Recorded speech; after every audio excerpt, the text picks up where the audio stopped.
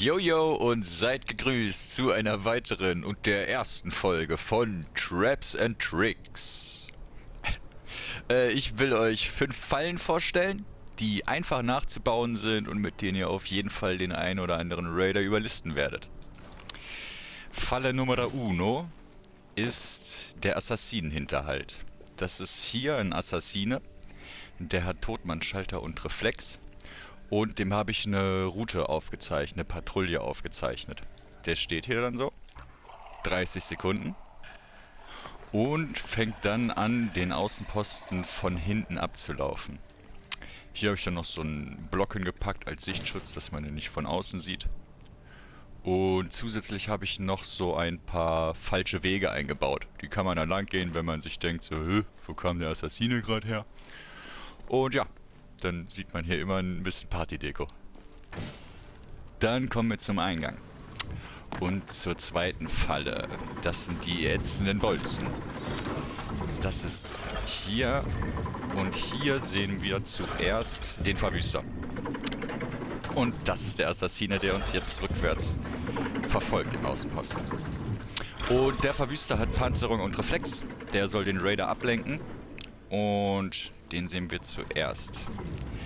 Wenn wir den dann abschießen oder ich sage mal mit der Klinge attackieren, dann wird hier der Bolzen aktiviert und der hat Jäger und unaufhaltsam. Durch Jäger verfolgt uns der Bolzen und dieser Bolzen geht dann hier durch die ätzenden Würfel mit undurchsichtig und schießt locker bis hier hinten hin, sage ich mal. So bis hier. Ja, und oft verstecken sich die Leute dann hier hinter, weil sie denken, hier bin ich sicher. Aber da fliegen die Bolzen super durch. So, hier drunter vor dem Verwüster ist dann ein Magma-Block, wo die Leute reinfallen können. Auf den werden wir aber noch im Raid-Video genauer eingehen. Der Außenposten hat einen kleinen Clou. Und ja, dann geht's weiter. Ätzender Würfel undurchsichtig. Und hier hinter ist dann nochmal ein Bolzenschuss. Diesmal mit Doppelpack, das heißt, dass er zweimal schießt und mit Jäger. Und der kann uns dann auch locker bis hier hinten verfolgen, sage ich mal, so hier bis zum Hälfte des Blocks. So, und der lenkt uns zuerst ab, dann aktiviert sich der Bolzenschuss und dann lenkt uns, sage ich mal, der Bolzenschuss ab, dann aktiviert sich der. So, dass es sozusagen eine Kettenreaktion bildet. Oh, die so manche Leute ein bisschen therapieren tut. Ja, hier hinter ist dann so ein freier Raum, sage ich mal, wo die Bolzen durchfliegen können. So. Und wenn ihr hier solche Blöcke, solche vorgefertigten Steinblöcke bei euch im Außenposten habt, dann mache ich das immer gerne so, dass ich die nicht dekoriere, weil das die Raider verunsichert. Da könnte man nämlich denken, ist das ein Holoblock? Und dann schießen die da drauf und hast du nicht gesehen. Oh ja. Kann nerven. Genauso wie hier und da. So. Falle Nummer 3 ist die Fallgrube. Hier in diesem Raum. Die musste ich aber wegrationalisieren, weil ein neues Update kam und sich dann der Schwierigkeitstyp verändert hat. Die Falle sah aber so aus. Hier ein Holowürfel mit malerisch und dann ein angenehmer Aufspießer im Rücken. So, und dann kommt man hier in dem Raum und so Rädchen, tolle Symbole, sollen ablenken und halt hier so ein Turm. So, da geht man dann lang, will gucken, was da oben ist, fällt hier rein, zack, Aufspießer. So hatte ich mir das gedacht. Interessanterweise haben höchstens 10% hier nur hochgeguckt. Irgendwie übersehen das ganz viele. Naja, aber trotzdem sind hier so 1, 2 Persönchen reingeballert. So, zack. Dann kommen wir zur vierten Falle. Das ist die Korridorbombe. Das ist hier. Da sehen wir zuerst wieder einen ätzenden Würfel. Und wollen dann wie in der vorigen Falle gucken, was ist dahinter. Dann sieht uns aber von da aus der Verwüster, der dann anfängt auf uns zu schießen. Die meisten reagieren dann, wollen den klären. Dann kommt die Bombe. Und die Bombe hat Chaosbomben und Federladung. Wenn die aktiviert wird, scheppert die dann hier den ganzen Korridor lang.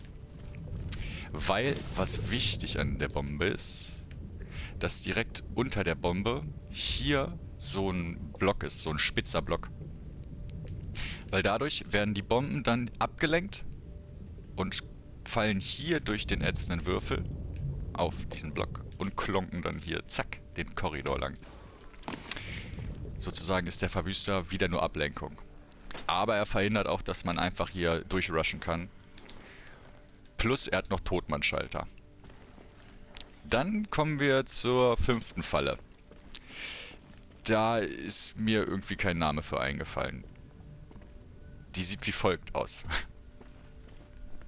Hier ist ein Weg nach unten. Dahinter ist ein ätzender Würfel. Und durch den Außenposten, durch die vorigen Fallen, wurde man jetzt darauf konditioniert, dass die Falle hinter dem Würfel ist. So, zuerst die Bombe und die Bolzen. Die waren beide Male hinter dem ätzenden Würfel. Diesmal ist es andersrum.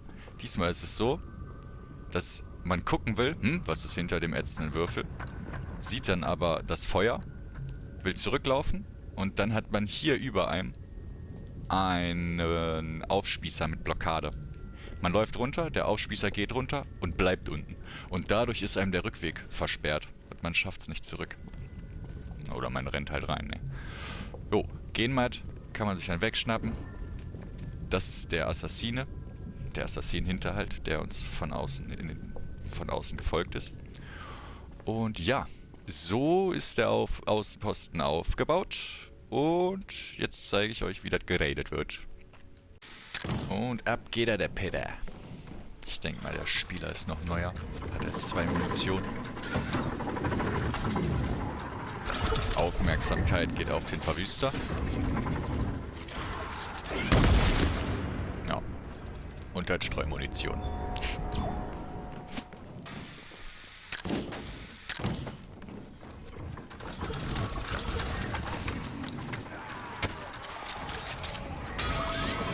Der Schrägebolzen.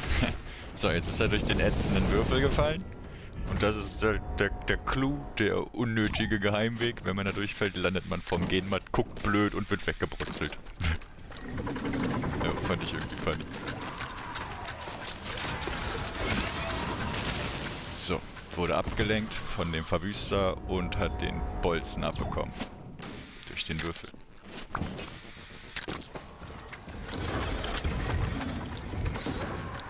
Diese Zahnrädchen sind auch ziemlich praktisch, die machen Lärm. Dadurch hört man es schwieriger, wenn jetzt eine Wache von hinten einen überfällt.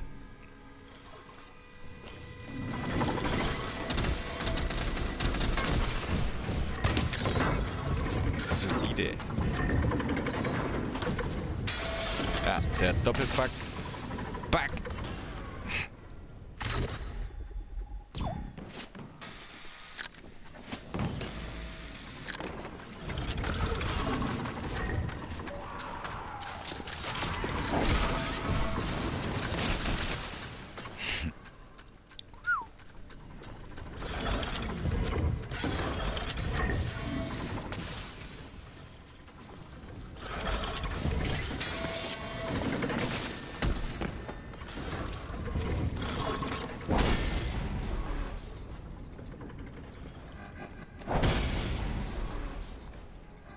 Jetzt kommt der Assassine von hinten.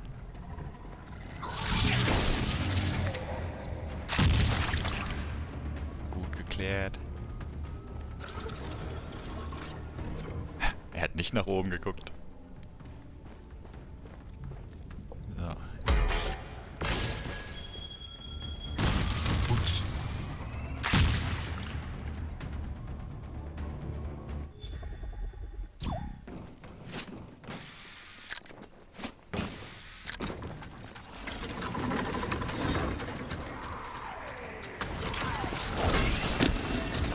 Ja, der hat Panzerung. Da kommt man mit dem kleinen Messer schon nicht durch.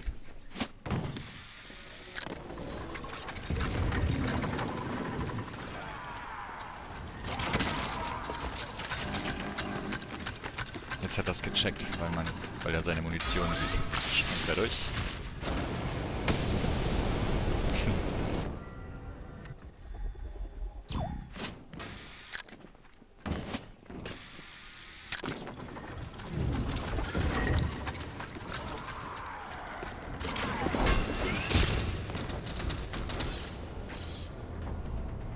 Ja, wenn man dann natürlich so lang geht bei den Aufspießern, ist das nicht so gefährlich. Aber egal, ich fand das funny.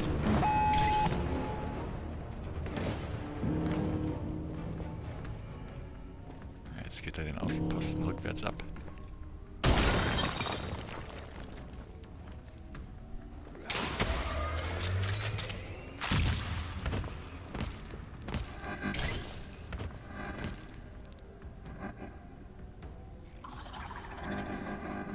Assassin-Hinterhalt. Jetzt von vorne.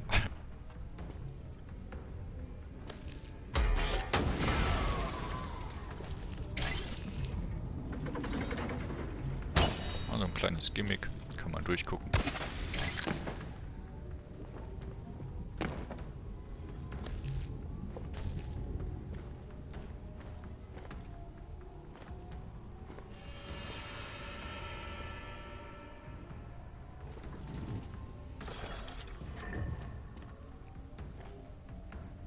Ah, nach oben geguckt.